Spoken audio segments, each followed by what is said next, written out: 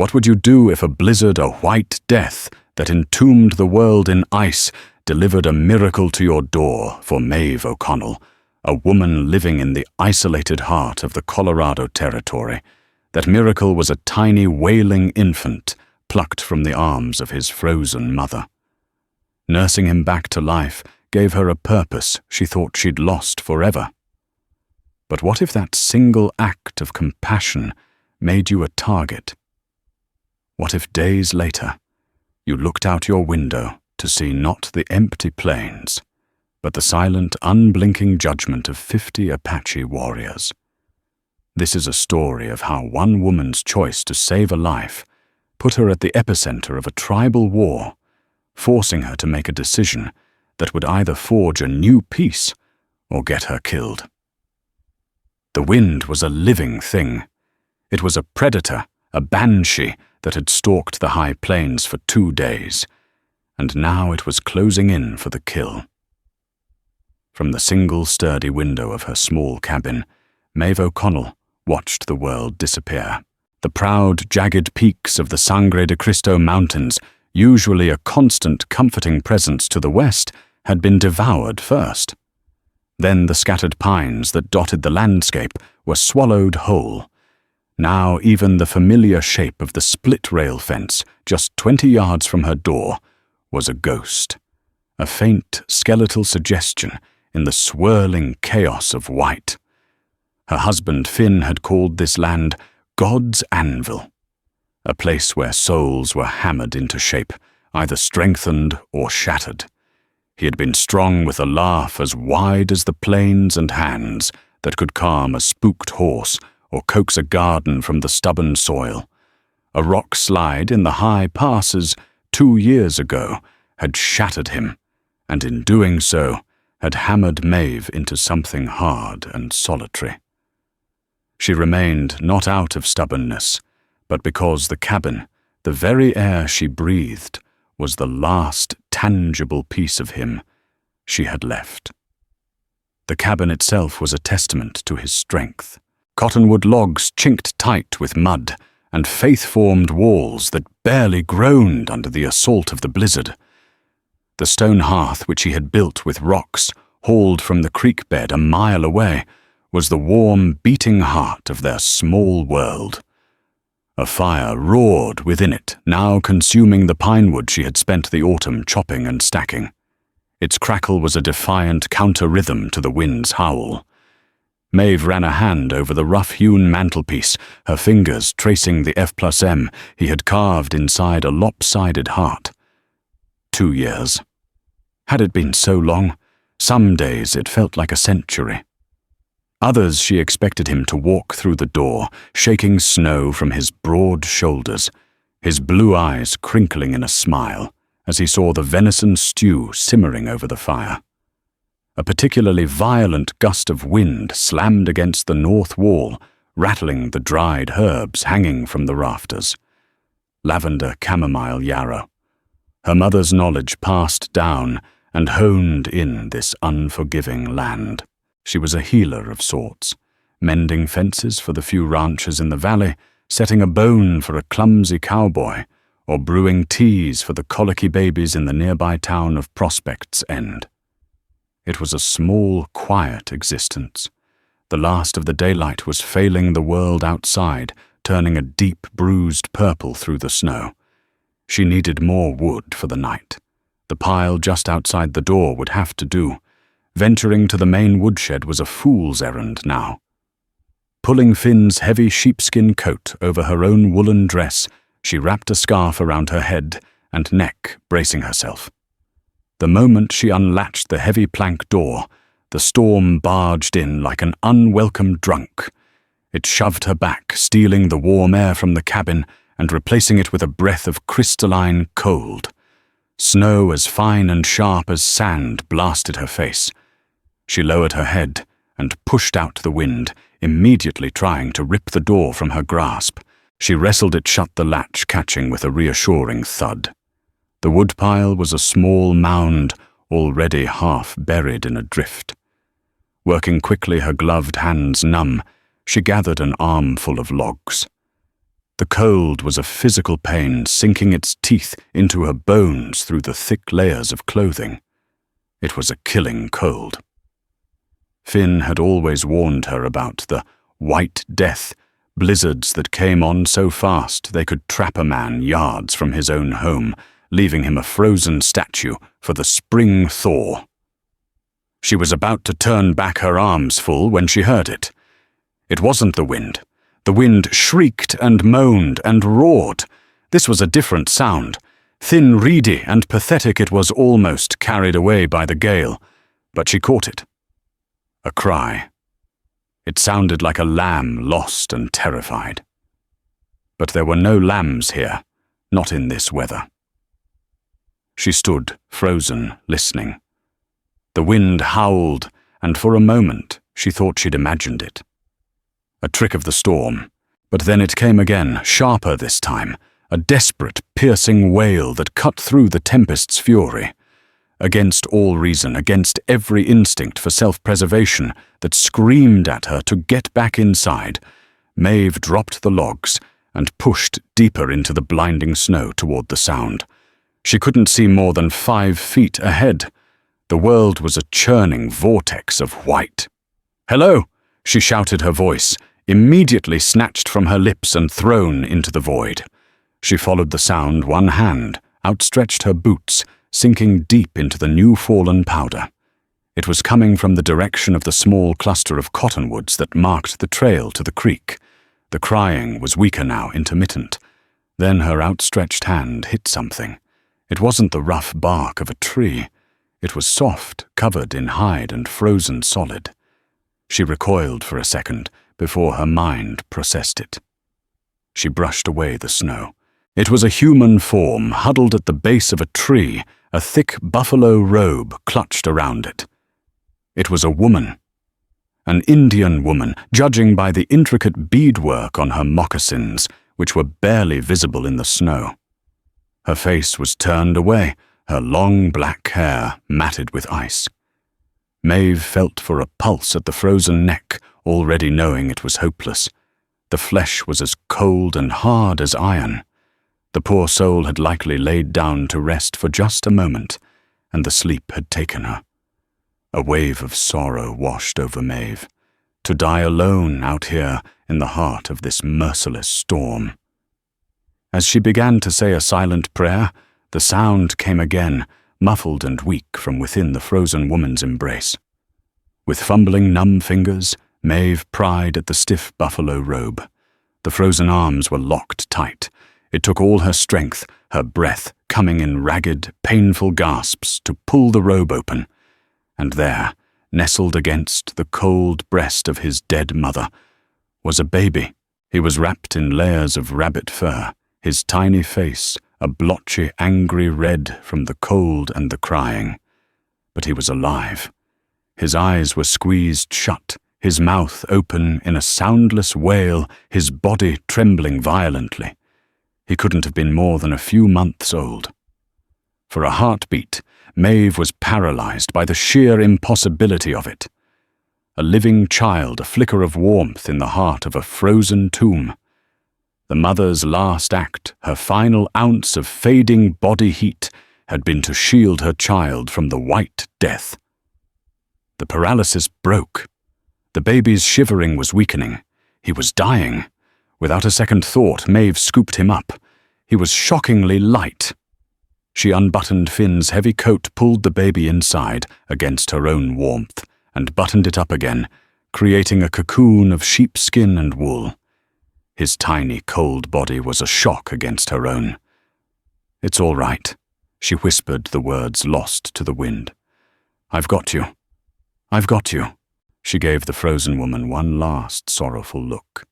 There was nothing more she could do for her. Leaving her to the storm felt like a desecration, but survival was a brutal, selfish calculus. She had to get the baby inside. Now, turning her back on the dead, Mave O'Connell clutched the precious living bundle to her chest and fought her way back through the raging blizzard, her heart pounding a frantic rhythm of terror and a fierce, newfound purpose. She had a life to save. The journey back to the cabin, though it couldn't have been more than 50 yards, felt like a desperate trek across a frozen continent. The wind tore at her, a physical force, trying to rip the child from her arms. Snow blinded her, and the drifts, now deeper, conspired to trip her to pull her down into their suffocating embrace.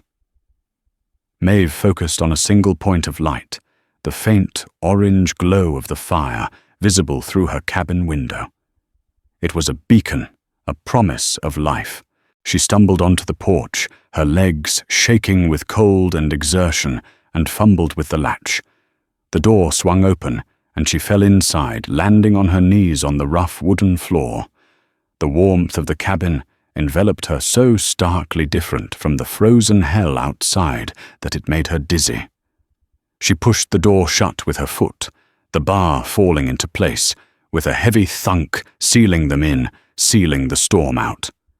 For a moment she just knelt there, gasping for breath, the child a small, cold weight against her chest. The cabin was quiet, save for the crackling fire and the muffled roar of the wind. She could feel the baby's tremors through her dress, a fragile, frantic vibration that was growing weaker. There was no time to waste. Carefully she unbuttoned the coat and lifted the baby out. His skin had a terrifying bluish tinge, and his lips were pale. His eyes were closed, and the crying had stopped, replaced by a shallow, hitching breath. Panic, cold and sharp, tried to seize her, but she pushed it down. Finn was gone. She was alone. She had to be the strong one now. She carried the infant to the hearth, laying him gently on the thick, bear-skin rug Finn had cured years ago. She stripped off his cold, damp rabbit fur wrappings, revealing a tiny body clad in a simple buckskin shirt.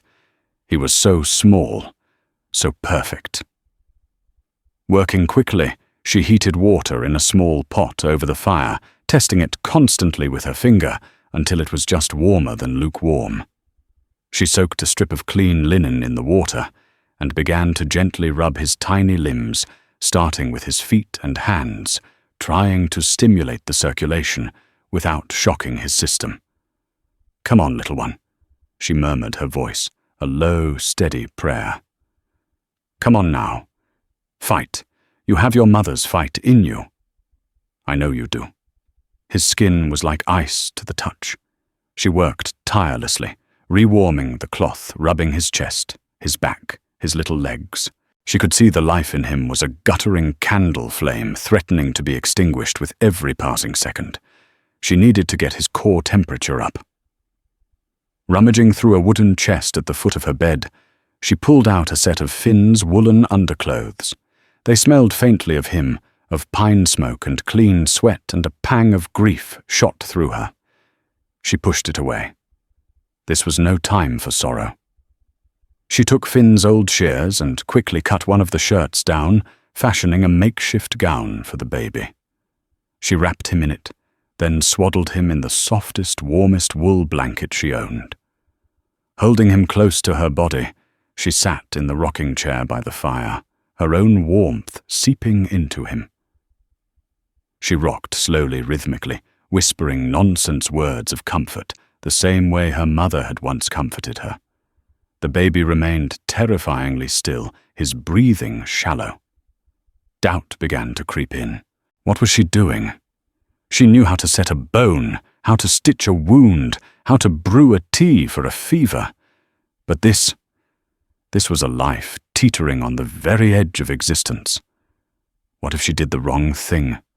What if he died here in her arms? He was a Comanche. Baby, that much was clear from his mother's attire and the cradle board lying half buried beside her. If his people came looking for him, what would they think, finding him dead in a white woman's cabin? She looked down at the tiny face, serene now in the firelight. The bluish tint was slowly, almost imperceptibly receding. A faint flush of pink was returning to his cheeks. His chest rose and fell with a slightly deeper, more regular rhythm. He was fighting, Relief, so potent it was almost painful, washed over her. She felt tears well in her eyes, hot against her cold cheeks. He was going to make it. The next few hours were a blur. She managed to warm some of the goat's milk she kept, and using a strip of cloth soaked in it, painstakingly dripped the life-giving liquid into the baby's mouth. At first, he didn't respond. Then his instincts kicked in. His mouth began to work a weak but determined suckling motion. He took only a little, but it was enough. As the blizzard continued to rage outside, a quiet domestic peace settled within the cabin walls. Mave rocked the child, humming old Irish lullabies Finn's mother had taught her. She had never held a baby for this long. She and Finn had wanted. Children had spoken of it in hushed, hopeful tones in the dark of night. They had even picked out names. A boy would be Adam, a girl Rose. But the years had passed, and her womb had remained barren. It was a quiet, private grief that she had buried alongside her husband. Now this child, this impossible gift from the storm, was asleep in her arms. His tiny hand, which had been clenched in a tight, cold fist, had relaxed. His fingers had curled around one of hers, a grip of surprising strength. Looking at him, she felt a powerful protective surge that startled her. It was fierce and primal. He was hers to protect. He was a stranger from a people often at odds with her own, but in that moment none of it mattered.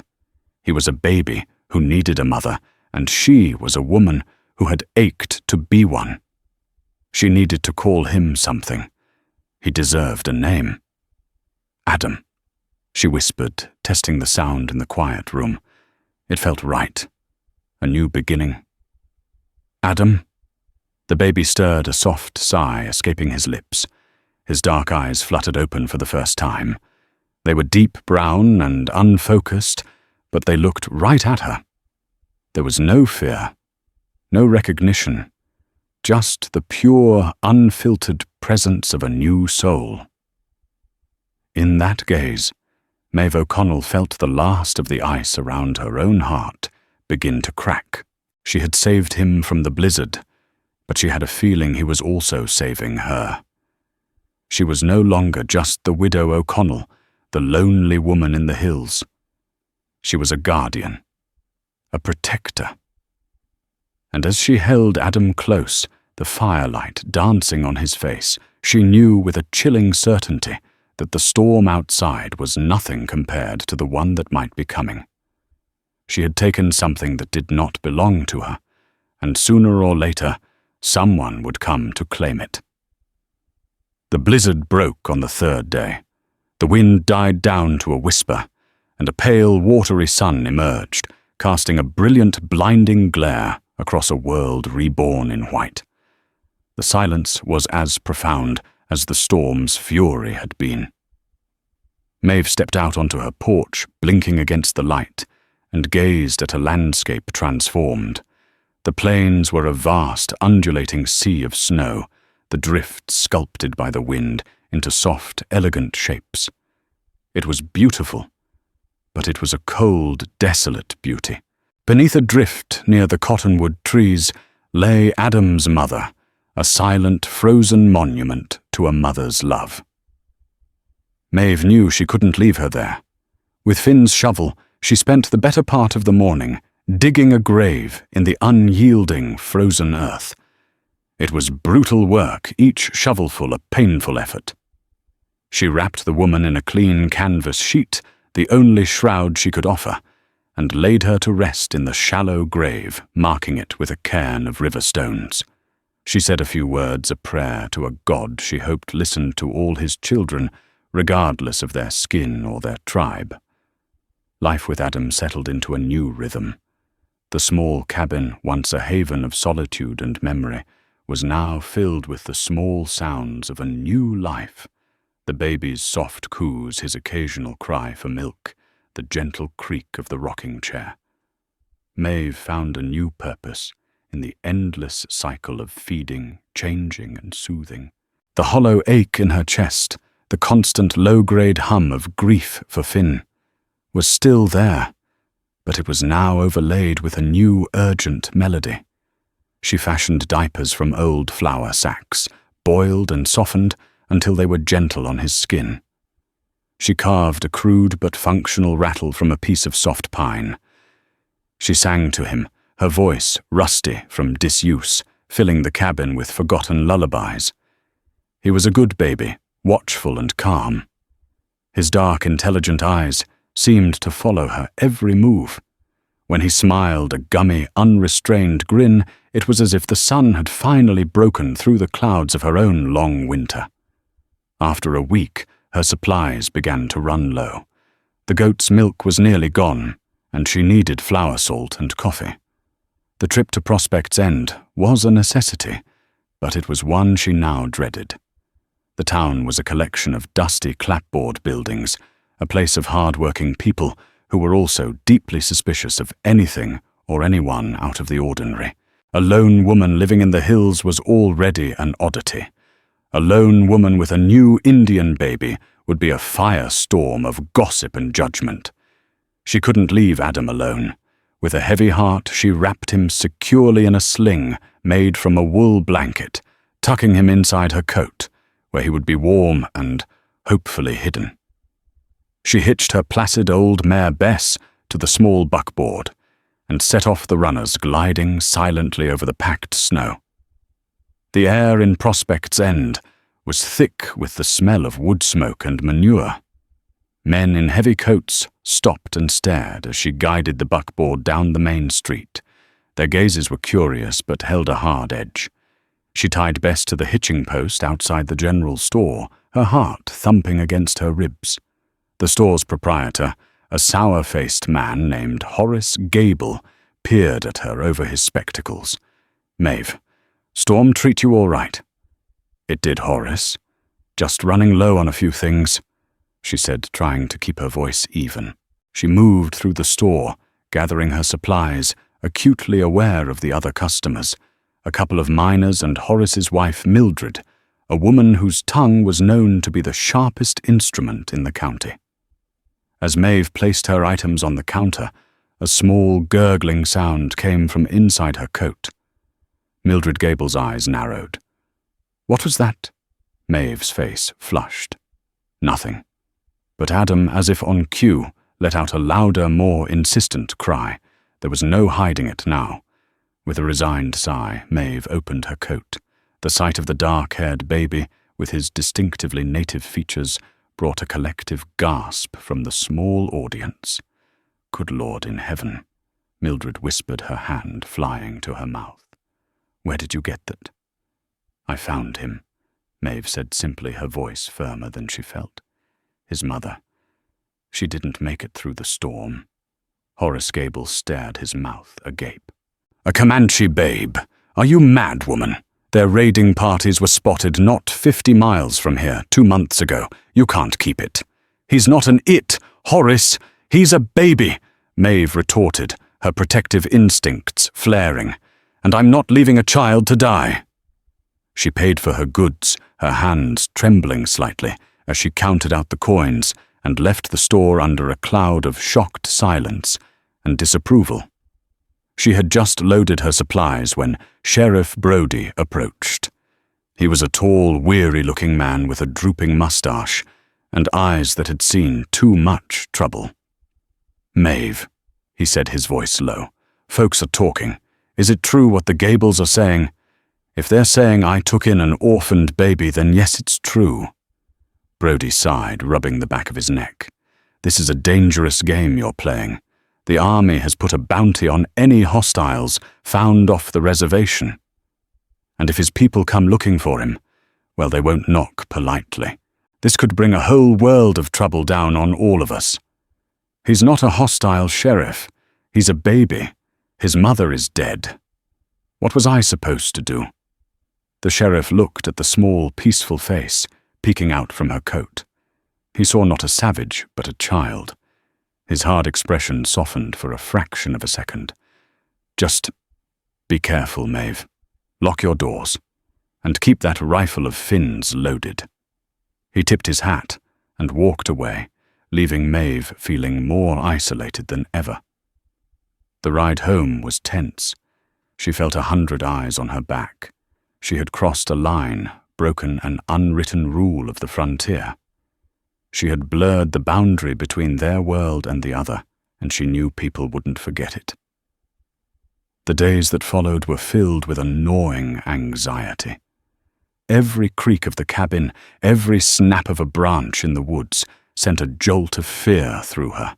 She kept Finn's old Winchester rifle propped by the door, its cold metallic presence a constant reminder of the sheriff's warning.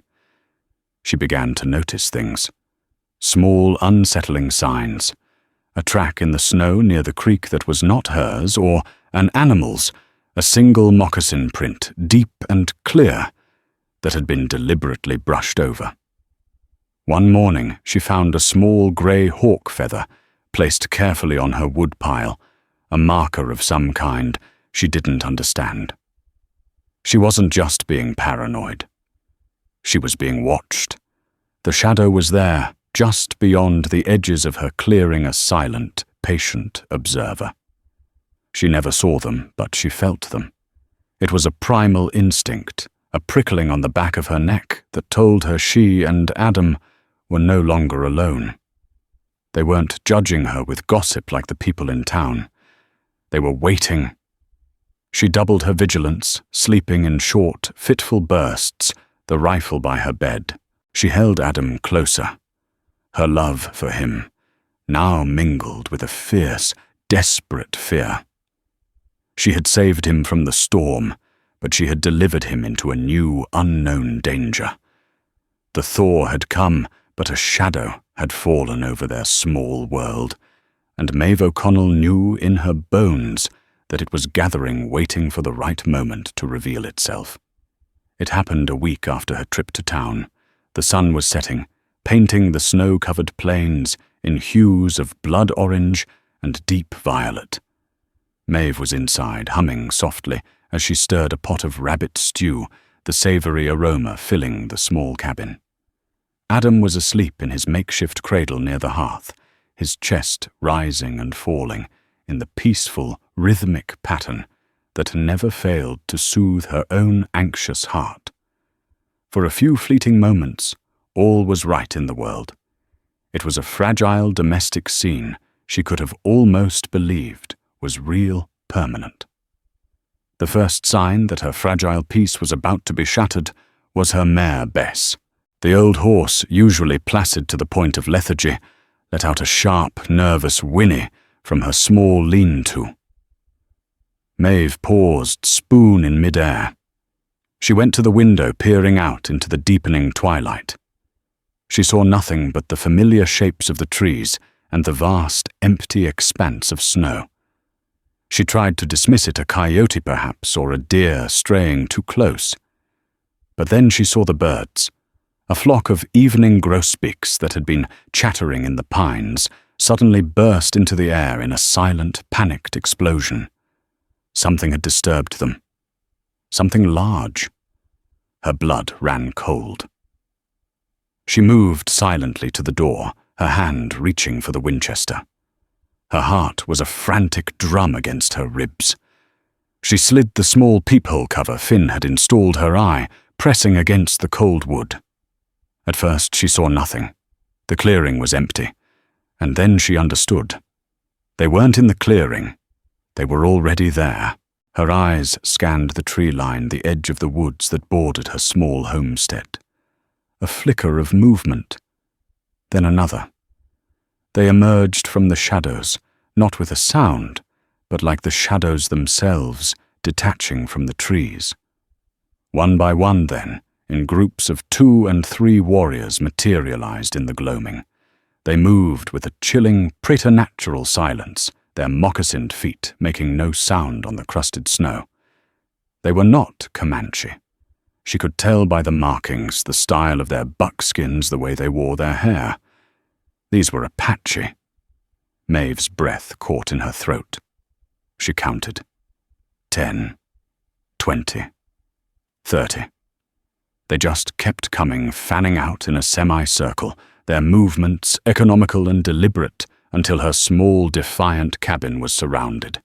There had to be 50 of them, 50 armed warriors, their faces grim and impassive in the fading light. They held bows, lances, and some carried rifles. They were a silent, deadly army, and she was at their center. This wasn't a raid. A raiding party was loud, chaotic. This was something else. This was an assembly, a judgment. Panic seized her. Her mind raced. The rifle. She could fire a shot, maybe take one or two of them before they overwhelmed her. But what then? They would burn the cabin to the ground, with her and Adam inside. There was no escape. Sheriff Brody and his one part-time deputy were miles away, a lifetime away. She was utterly, terrifyingly alone. Adam chose that moment to stir in his cradle, letting out a soft, sleepy cry. The sound, so innocent and pure, cut through Mave's fear. It wasn't just her life on the line. She looked from the sleeping child to the army outside her window. Her terror solidified into a hard, defiant resolve. She would not cower. She was Mave O'Connell. This was her home, and she would protect the child in her care. Taking a deep, steadying breath, she leaned the rifle against the wall, a deliberate act of non-aggression. She walked to the door, her hand hesitating for only a second over the thick wooden bar. She lifted it. The sound echoed in the silent cabin like a gunshot. She pulled the heavy door inward and stepped onto the porch, pulling her shawl tighter around her shoulders against the biting evening cold. She stood there, a lone woman in a simple woolen dress, facing a silent crescent of 50 warriors. She met their dark, unreadable eyes, refusing to look away, refusing to show the fear that was churning in her stomach. For a long moment, nothing happened. The world was utterly still, the only sound, the soft sigh of the wind through the pines and the distant crackle of her fire. The warriors stood like statues of clay and leather, their breath misting in the cold air.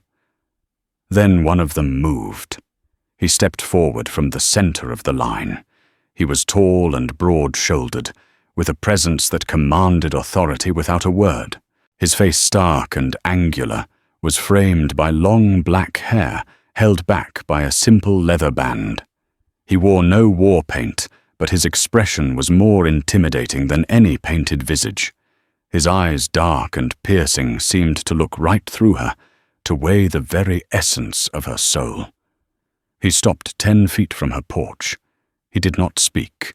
He simply stood there, watching her. The silence stretched, becoming a weapon in itself, designed to unnerve her, to break her. Mave held her ground, her chin held high. She would not be the first to break.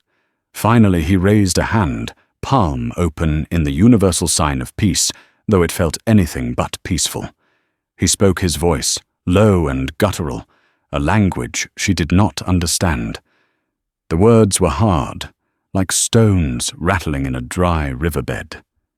Mave shook her head slowly. "I don't understand you," she said, her own voice surprisingly steady. The leader's eyes narrowed slightly. He spoke again, pointing a long, deliberate finger, not at her, but at the cabin door behind her.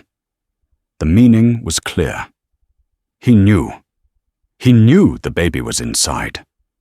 Mave's heart hammered. This was the moment of truth. She took a half step back, positioning herself squarely in the doorway, blocking it with her own body. "He is safe," she said, speaking as much to herself as to him. "He is warm and fed. He is safe." The warrior took a step forward. Mave stood her ground.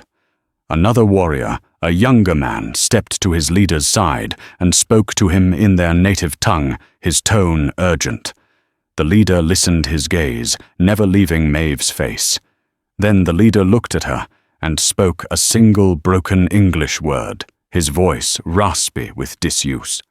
"Boy." It wasn't a question, it was a statement, a demand.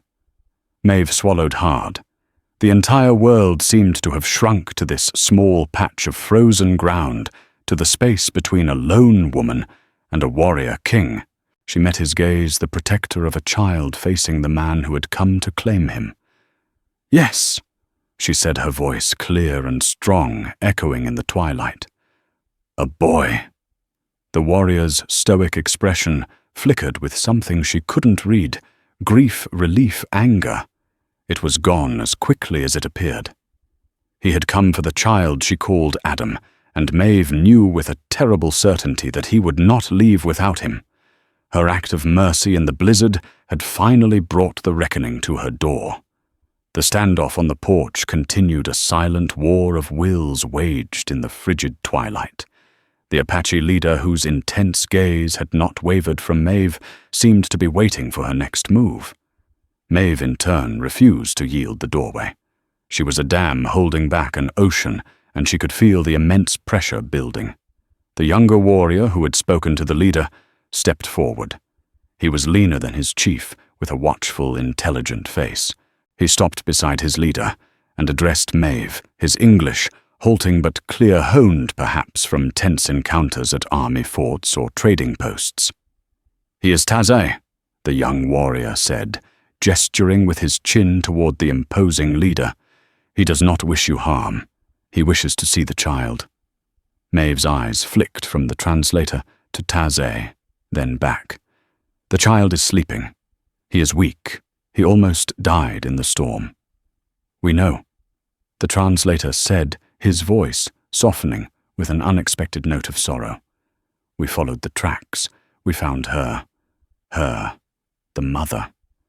The word hung in the air between them.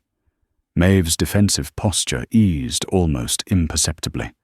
They were not here as faceless aggressors. They were here because they were grieving.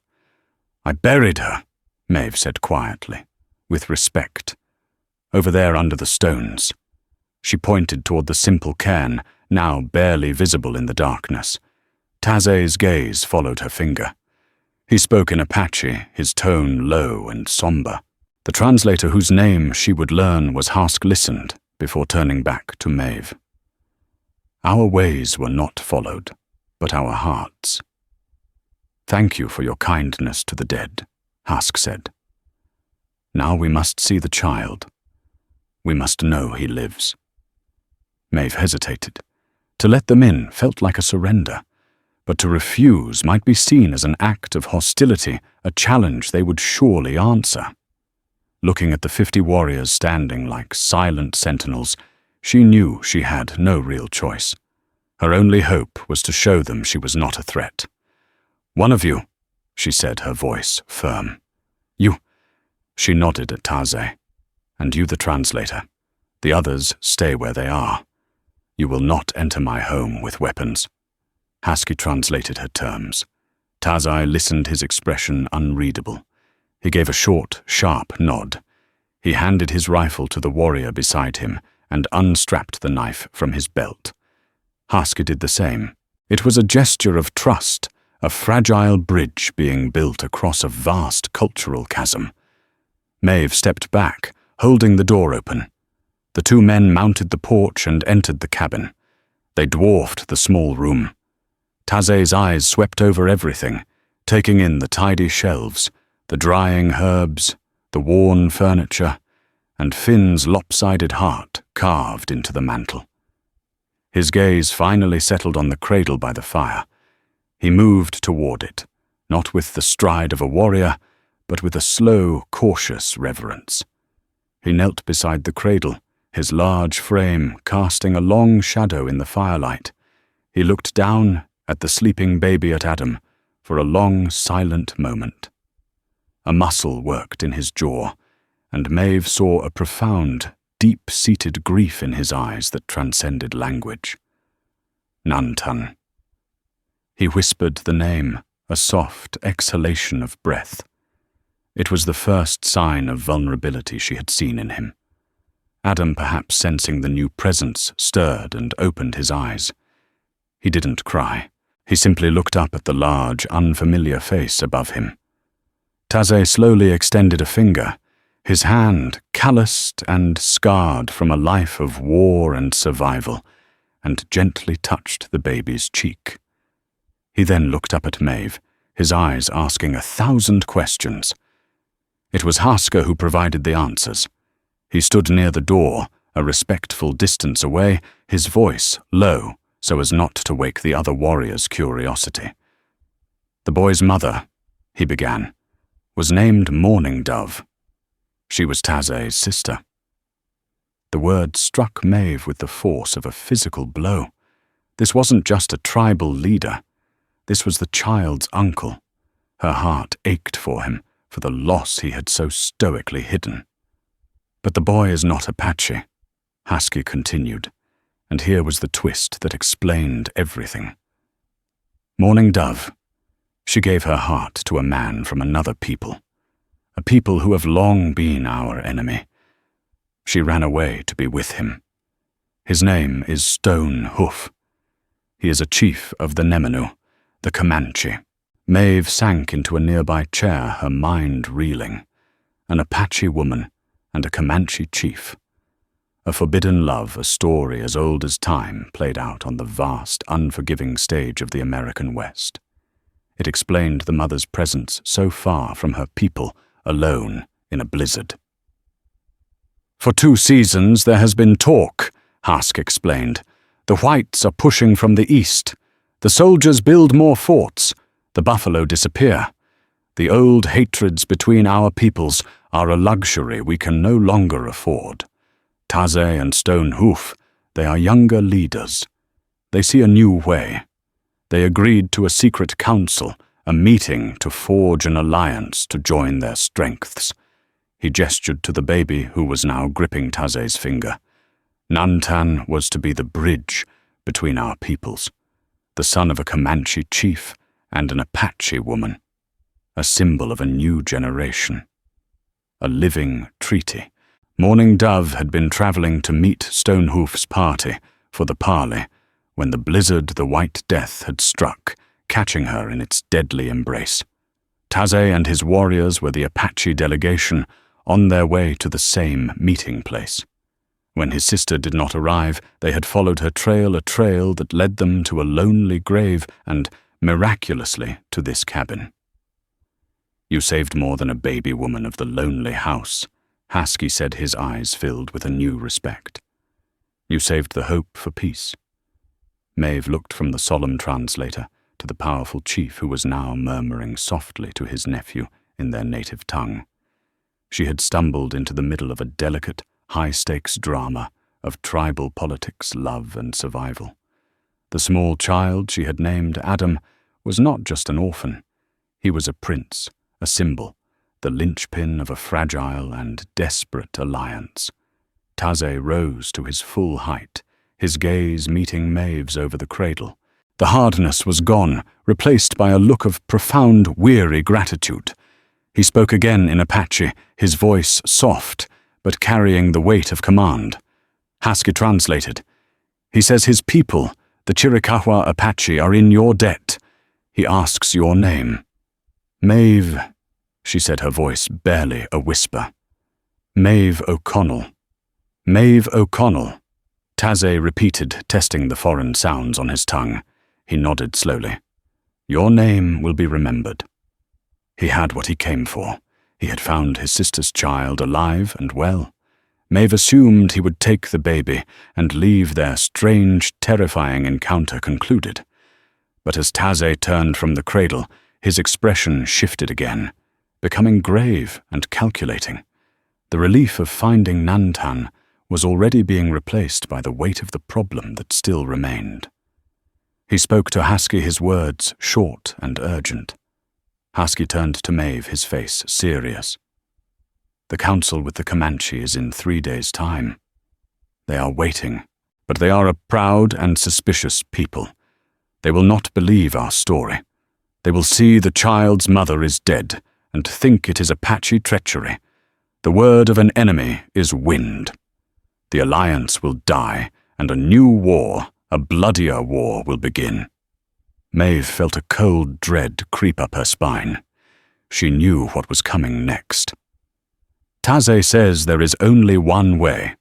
Hasker continued, his gaze locking with hers.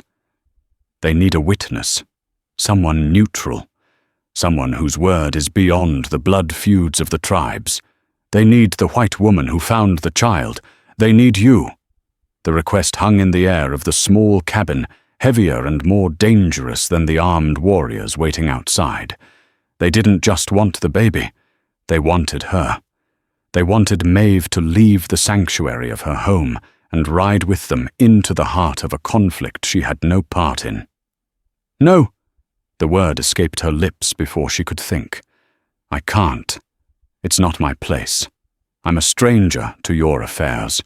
Taze's face remained a stony mask, but Mave saw a flicker of grim resolve in his eyes. He spoke his tone hard and unyielding. This is not just our affair. Hask interpreted his own voice, losing its earlier softness. The Comanche will not believe our story. They will see the child's mother is dead and think it is Apache treachery. The alliance will die, and a new, bloodier war will begin. That blood will not be contained. It will spill across this land, to the ranches, to the towns. No one will be safe. Your world will burn along with ours. It was a threat cloaked in the cold logic of necessity. Mave's mind spun. To ride with the Apache was to become their ally in the eyes of the U.S. Army. A patrol would shoot first and ask questions later. And what if the Comanche Hasker had called them suspicious? They could see her as part of an elaborate trap, a pawn to be sacrificed.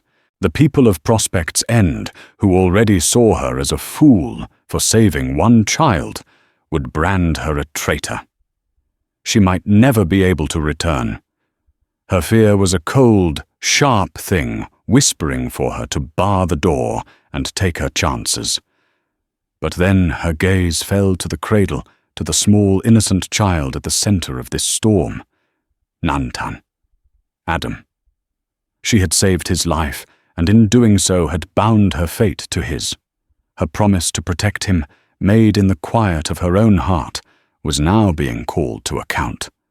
Could she hand him over, knowing that without her testimony, his life might be the spark that ignited a devastating war?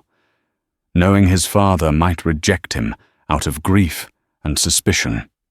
This was no longer about her own safety. It was about finishing what she had started in the blizzard. It was about honoring a mother's final desperate act and ensuring a father knew that act had not been in vain. Finn had always told her, "Courage isn't the absence of fear, Mave. It's doing what's right when you're scared to death." She stood up, pulling her shoulders back, her decision made. "I will go," she said, her voice clear and steady. "I will tell them what I saw. I will place the child in his father's arms." A wave of relief washed over Hasker's face. Taze gave another short, sharp nod, a sign of profound respect. "But I have conditions," Mave added firmly. "The boy stays with me until we reach the council. I will care for him. I will not carry a weapon. I come as a witness, not a warrior. My safety and the boy's will be your responsibility." Taze listened to the translation and responded immediately. "He agrees," Hasker said. "You will be honored. No harm will come to you. The Chiricahua give their word." As Mave packed a small bundle, the sounds of the warriors outside preparing their horses were interrupted by a new sound, the thud of a shod horse approaching at a trot. Husky and Taze stiffened. Mave rushed to the window and saw a single rider carrying a lantern. It was Sheriff Brody. Someone from town had sent for him. "Lawman," Mave explained quickly. "He's alone." Sheriff Brody reined in his horse 50 feet from the line of warriors, his hand resting on his pistol, his face pale as he took in the overwhelming force. "Mave!" he shouted. "Mave O'Connell, are you all right?" Before Taze could react, Mave made a decision. Holding Nantan securely, she walked back onto the porch. "I'm all right, Sheriff. We were just talking." Brody stared, his eyes wide. "Talking Mave, for God's sake. Get back in the house. This is an Apache war party." "I'm not a hostage," she called out, her voice calm. "This is the boy's family. They've come for him, and I am helping them." The sheriff was utterly confounded. "Helping them, Mave? This is madness." Taze spoke to Haska, who then relayed the message to Mave. "Tell the lawman he is declaring war if he interferes. The woman is an honored guest under our protection." Mave relayed the message, softening the tone, but keeping the core warning. Sheriff Brody sat on his horse, a lone man of the law, facing a situation for which no law was written.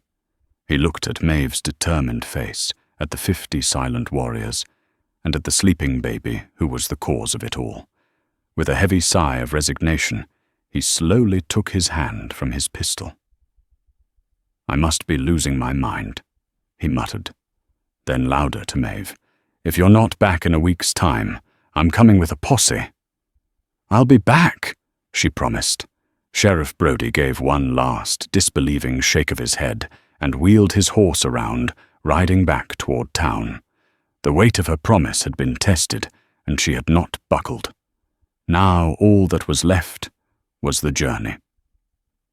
The journey began under a canopy of cold stars. Mave rode her mare Bess, a strange figure amongst the Apache war ponies, clutching Nantan's warmth against the vast freezing silence. The 50 warriors moved around her like a flowing river, their efficiency and discipline a stark contrast to the chaotic tales told in town. Her initial fear slowly gave way to a grudging respect. They shared their food, protected her from the wind, and treated her not as a prisoner, but as the honored guest they had promised. They traveled for 2 days, moving through hidden canyons and trackless forests. On the morning of the 3rd day, they arrived at a hidden valley ringed by towering red rock. Below, a party of Comanche warriors waited around a small fire, their leader, a tall, grim-faced man who could only be Stone Hoof. The air crackled with generations of hatred as Taze, Mave, and 10 warriors descended to meet them. Taze spoke first, his words translated by Hask, telling the story of the blizzard and the discovery of his sister's body. Stonehoof's face hardened into a mask of rage. "You lie." He spat, his voice thick with grief. "You killed her, and now come with a story to lure us into a trap. There will be no peace, only blood for blood." His warriors reached for their weapons, and the valley held its breath on the knife's edge of violence. "Wait!" Mave's voice cut through the tension. She stepped forward, standing between the 2 chiefs. "He does not lie," she said, her voice shaking but clear. "I am the one who found her. She died protecting him. There was no treachery, only a mother's love and a terrible storm." Stonehoof's eyes bored into her. "Words are wind. Where is this child?" With trembling hands, Mave opened her coat, revealing the baby. Nantan, warm and safe, blinked in the morning sun. A collective gasp went through the Comanche. Stonehoof froze, his anger crumbling as he stared at the face of his son. He stumbled forward, tears tracing paths through the dust on his cheeks as Mave placed the child into his father's waiting arms. He cradled his son, a broken sob escaping him. In that shared gaze between 2 chiefs over the living bridge of a tiny baby, the promise of war washed away, replaced by shared grief and a common future. The journey home was quiet. When they reached her clearing, Taze dismounted and presented her with a turquoise necklace. "This was my sister's," Hask translated. "A gift. The Chiricahua do not forget. This land will know you are protected." Mave watched them melt back into the wilderness. She stood on her porch, the turquoise cool against her skin, the same cabin, the same land. But she was no longer the same woman. Her solitude no longer felt like loneliness, but like peace. Mave O'Connell's story is a powerful reminder that the greatest acts of courage often don't happen on a battlefield, but in the quiet, resolute choices of the human heart. It shows us that compassion is a universal language capable of bridging the deepest divides and rewriting destinies. In a world defined by conflict, she chose connection. Faced with overwhelming fear, she chose to protect a life, and in doing so, helped save the future for 2 nations. If this story of courage-sacrifice and the unlikely bonds that can form in the harshest of landscapes moved you, please give this video a thumbs up. It truly helps our channel grow and bring more incredible tales to light. Don't forget to hit that subscribe button and ring the bell so you never miss a story from the forgotten corners of history. And we want to hear from you. What would you have done in Mave's position? Share your thoughts in the comments below. Thank you for listening.